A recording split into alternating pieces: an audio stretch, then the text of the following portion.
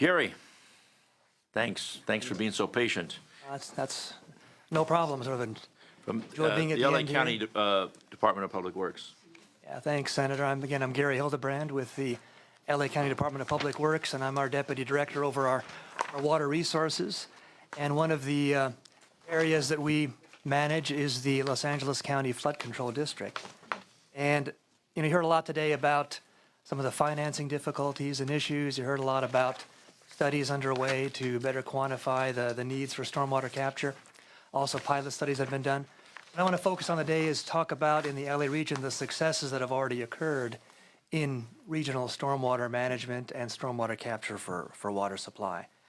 Just to give you a sense, LA County, we have over 88 cities, and along with that, hundreds and hundreds of water districts. So, as the senator mentioned, it's going to be a very complex issue to work collectively with all of those organizations. But just to, first off, to give you a little perspective on the stormwater capture infrastructure within Los Angeles County, if you take a look at the fold-out map that I have in my handout here, the flood control district has been around for 100 years. This is actually our 100th anniversary this year. And we are sort of unique in respect to many of the flood control districts in the state, where the mission of our district has been both flood risk management and stormwater capture for groundwater recharge. And we've approached that mission equally over the many decades. And the system that we've constructed over the years includes 14 dams to capture stormwater. We also have 27 spreading grounds strategically located throughout the LA region, along with an extensive network of flood control channels to collectively manage that water. I know Senator Stone's questions was, what do you do with all these concrete channels and how do you deal with that? Well, I think we had the fortune that our engineers that were involved in the planning of our system go back 70, 80 years ago, they realized that stormwater at that time was a valued resource and that groundwater was the main source of supply prior to importation of water. Right. So they realized that urbanization was going to be occurring, and as the flood control channel network was being constructed to provide flood risk protection, we need to be able to retain our ability to capture stormwater for groundwater recharge. So they had the forethought to strategically locate and place these strategic flood control stormwater recharge facilities throughout our system. And you heard a lot today about stormwater capture in the LA region and the need to do more within the city of LA. And I know that DWP and their master plan for stormwater capture is looking at increasing that. And I know that the quantity of stormwater capture in the LA region or LA city area is only about 10% or so. And what I want to do is really sort of focus on. What is it in the county? Well, when you look at the entire county region, in one of the other major watersheds within the Los Angeles County area, the San Gabriel River watershed, which covers the San Gabriel Valley, we have 37 cities that are covered in that region. And with the existing stormwater infrastructure and spreading grounds that we have in that area, we're already able to capture over 90% of the stormwater and place that into our groundwater basins. Pardon me? Spreading grounds? Well, if you take a look at the next page in the handout after the fold-out map, there's a picture of a spreading ground. Basically what they are is basically just earthen-lined basins that lie adjacent to our flood control channel infrastructure, where we divert stormwater into these basins and use it to replenish our groundwater basins. Could be. Pardon me? That's another way of calling them. So you see, like you go out to Irwindale, Ben, but you see those big, huge things, they're just big, huge open spaces. They literally flood into there, and then it just percolates into the ground and recharges the groundwater. It's that simple. There's nothing complex about it. No machines, nothing. And we'd have, it's been very successful over the years. And outside of stormwater, there was a discussion of recycled water and using that also as part of our local water supply. And we've been collaborating with local sanitation districts since the early 60s to use recycled water for recharge at our spreading grounds outside of storm events. And we've spread approximately 55,000 acre-feet of water annually at our groundwater recharge basins. Well, what about was it 7 and some thousand acre feet for the county? What was the number outside Well, LA? For stormwater, we capture on average about 200,000 acre feet of water a year. In extremely wet years, we've captured as much as 617,000 acre feet. And that number alone is equal to the water supply need for the city of LA in a single year. That's the question. That's the point about the 99-year thing. Here you got the county of Los Angeles in a wet year, and obviously a wet year, and even an average year, it's still a third, more than a third. What LA, I think, according to what Esther gave us or something, what was the number? Third of what? Of the total water usage. Where's Esther's documents? It's like literally a third or a little bit more. It was 500 and some thousand. This is 200 and some thousand, right? I have the capture number, I don't have the usage number. Oh, you have the capture number. But I think that's about the usage number. I remember from my old days. Now I know in the defense of city of LA, I mean, when we were planning the system back in the 20s and 30s, there was at that time, looking at the level of urbanization, much of the urbanization in the LA region occurred along the LA River Right. corridor And they had the itself. flooding and they had all this history, And yeah. so there were a lot of constraints at the time in terms of looking at where can we place regional recharge facilities along the LA River. The reason you see the ones along the LA River now are primarily in the East San Fernando Valley is because, one, you have the soils that can percolate there, plus that is where the open land was at the time. So really, what we're facing is, the need to increase regional infrastructure in the LA River watershed, but also, looking at combination of efforts, both regional and also some of the more distributed efforts that were discussed earlier. But in terms of the approaches that we've taken to finance stormwater capture and recharge projects, what we've done over the last 20 years is focused on the existing infrastructure that we have and modernizing, expanding it to be able to capture additional recharge. So the low-hanging fruit as we look at it. We found a lot of additional opportunity there to expand that recharge. There's been a lot of discussion about coordination among folks. I used to be involved in the county a lot, but has there been much coordination between here you are doing this activity and you've got the city, which also has its Department of Public Works and stuff. Just in the most candid way you can express it, has there been much coordination between the city and the county on these kinds of issues?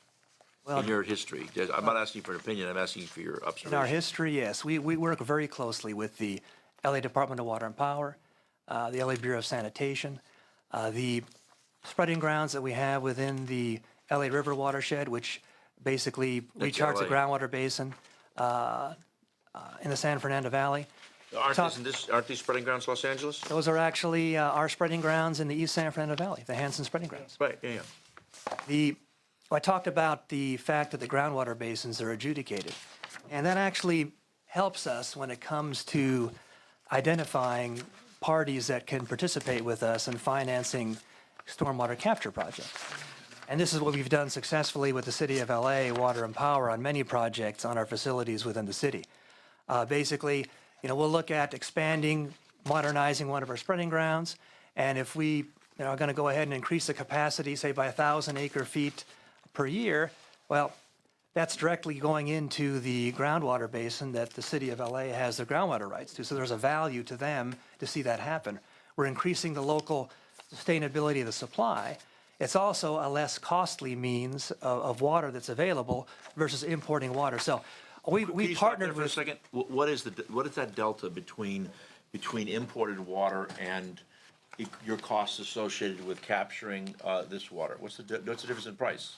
Well, if you look at Broadly an speaking. acre foot of imported water, say roughly less than $1,000 per acre foot. Right, and what does it cost for you to The capture? cost, well, first off, the cost to pump and treat is about $270 an acre foot. Right. Then for the projects we've done over the last 15 years, and these are projects to expand our own facilities that we have.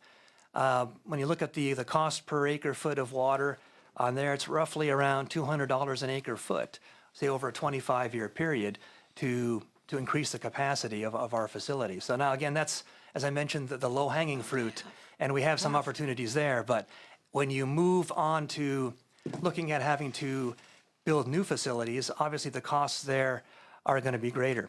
But it's not going to be $1,000 an acre foot. Well, when you look at clearly the water supply piece, that may not be more than $1,000 an acre foot. But The focus now is building sort of these multi-benefit projects, as we mentioned previously, is you need to get other stakeholders involved to make these projects work, especially when we're looking at, as Esther in her study mentioned, many public properties, and then whether it's a school district or a local city to use some of their public parks, there has to be a benefit to them. And we'll just look, for example, the Sun Valley Park project, which is again in the city of LA, East San Fernando Valley. That was one of the first multi-benefit projects that was done by the Flood Control District together with the city of LA. And the multiple benefits there is one, it provided flood protection to the local community. It provided a water supply benefit through capture of the water from the watershed and recharging of the ground. It provided a water quality benefit where the runoff from that watershed was now not being discharged into the LA River and causing water quality issues. It also provided enhanced recreational space. We improved the park that it was placed in. So each of those pieces, you had the appropriate entities contributing monies. For the flood control element, the Flood Control District contributed funds. City of LA contributed funds towards that for the park amenities. The Department of Water and Power contributed. And we also were able to obtain grant monies because of the multi-benefit aspect of the project. So the key issue is sort of teasing out the different benefits on the project and allocating that to the appropriate source. And that has been the challenge at times with some of the multi-benefit projects to determine what's the habitat value, what's the park value. So we're getting better at doing that. And also I would suggest from a statewide perspective, the challenge that we've faced here in representing Los Angeles, at least for the members here, Madam Chair, is it's been difficult. You know, I go out working on the quantification settlement agreement in Imperial County, and they talk about all the coastals and how we waste water on landscaping and all golf courses. You go to the north and you hear Senator Walk tell you that you're wheeling all this water and ruining their world in that world. You know, these are really big political challenges. And so if we are going to develop a policy, I just share this with all the witnesses, we're going to develop any intelligent policies, we have to cobble together statewide coalitions to then support this. The genius of this idea and trying to, it's really building on what Senator Pavley did on the whole groundwater piece, but it's really smart and it's really good and it's really good economics. And I think at the end of the day, we can dramatically reduce the cost of water. And I think what Senator Bell said, we can also tie it into the power piece. But we've got to move quickly and we've got to be intelligent about it and understand that the dynamics are different in terms of building that statewide coalition. And where do you pick your fights? Can you do the cap and trade piece? Fran would know that. I don't know, and how that weighs into all the other interests and who's got their fingers in those pots. But all I'm trying to share this and spending time talking about it is how do we cobble together an intelligent solution? And I would only suggest, and I speak with urgency in my voice, because I really believe that this drought situation is pretty significant from all the data I've seen. And it takes forever to get this stuff going. And we've got to have a significant impact in the near term. And we've got to marry it with intelligent environmental policy. So only think in terms of this stuff, what suggestions for you and all the other witnesses that are still here that you might have to provide to both committees in addition to what you've already had based upon the discussion, where we're under the guidance this governor's not going to spend any money. And what did he say in his State of the State? He said, come up with creative infrastructure solutions. This is an entire infrastructure problem, and we have before us an ability to come up with creative solutions. And I just think we got to figure it out and make it happen. Because he's taking all the money for transportation. Most of it. Anything further? Anybody have any questions? The County of Los Angeles? Mr. Yaroslavsky?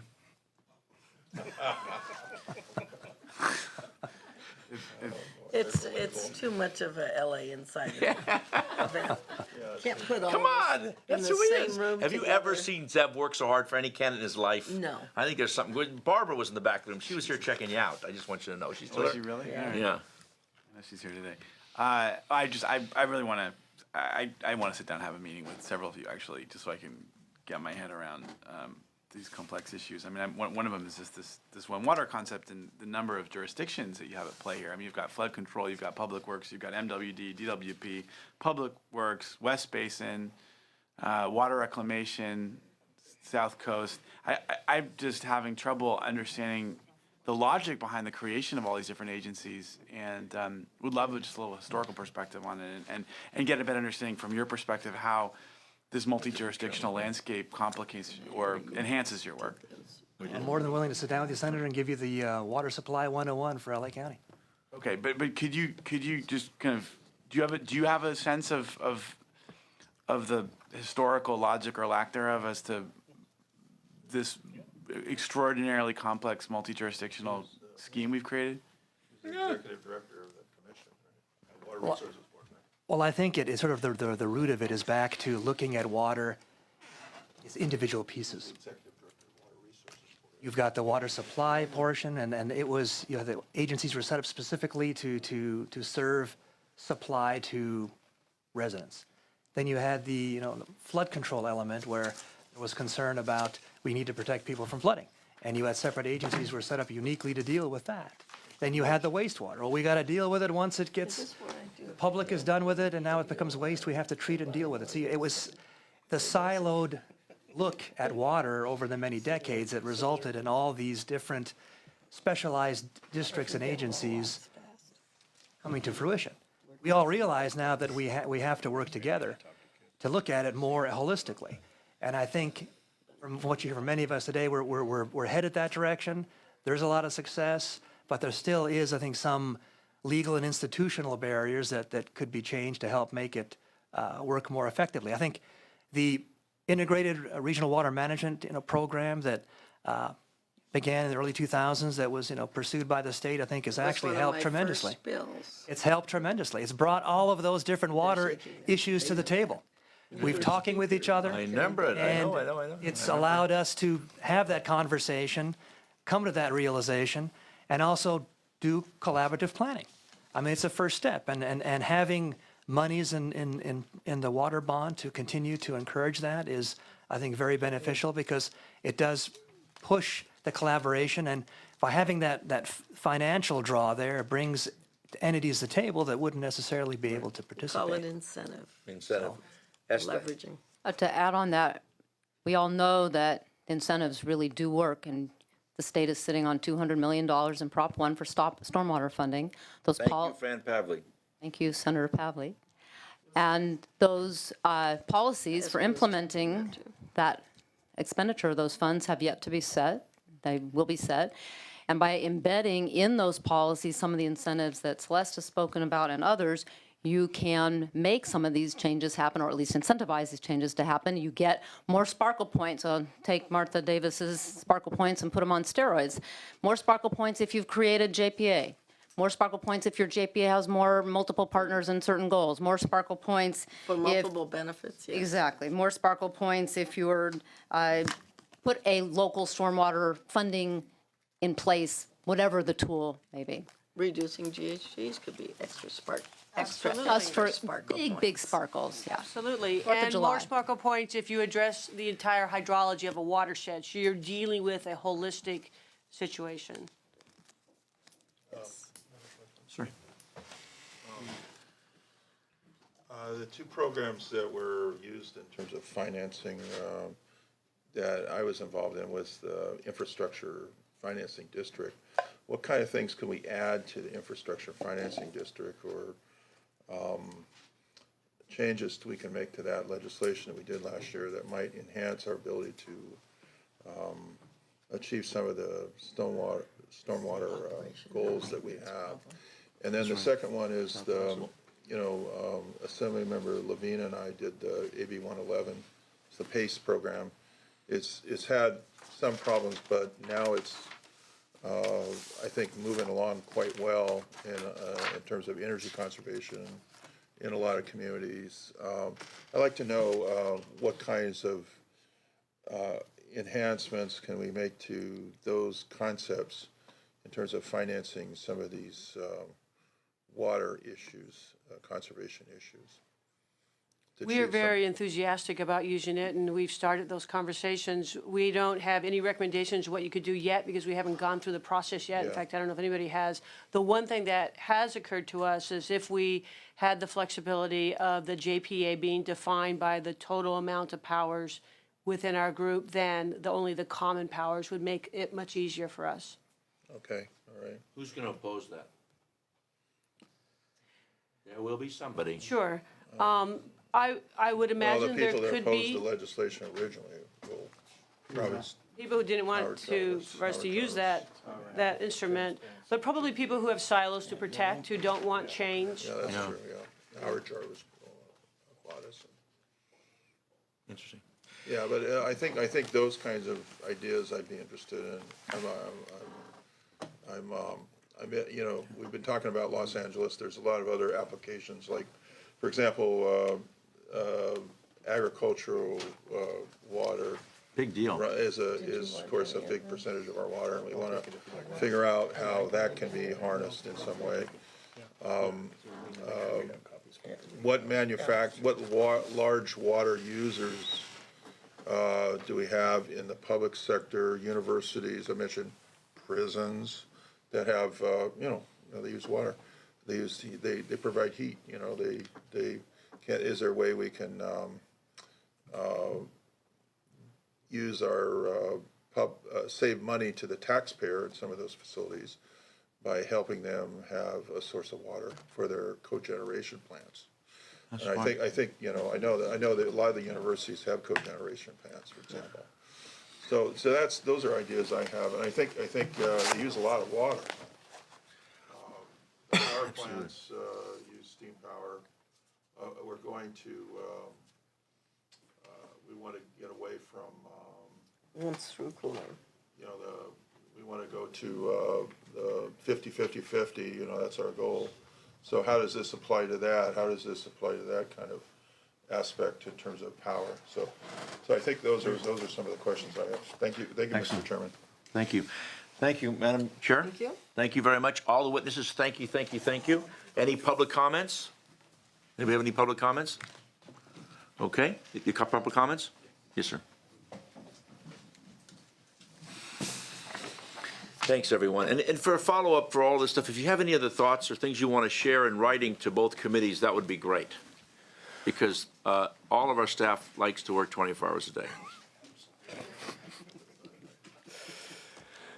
Please. Thank you, Mr. Chair. Matt Robinson here on behalf of the San Mateo City-County Association of Governments. We're a joint powers authority that's made up of all 20 cities in the county and the county itself, and we are responsible for the stormwater pollution and prevention program in that county. As Ms. Hannock mentioned earlier, we used to have a $4 fee on vehicle registration that we lost due to Prop 26. We still have a portion of a $10 fee. And we are in the midst of going out to our voters for a property-related fee for stormwater management purposes. Your committee last year was a very big help to us in getting the authorization through for that. We face about a $37 million annual shortfall in meeting our NPDES permit compliance. Our property-related fee will give us about $8 million. We realize that we can't go at it alone in doing the stormwater projects that we need to do in our county in order to essentially clean up our water that flows into the bay.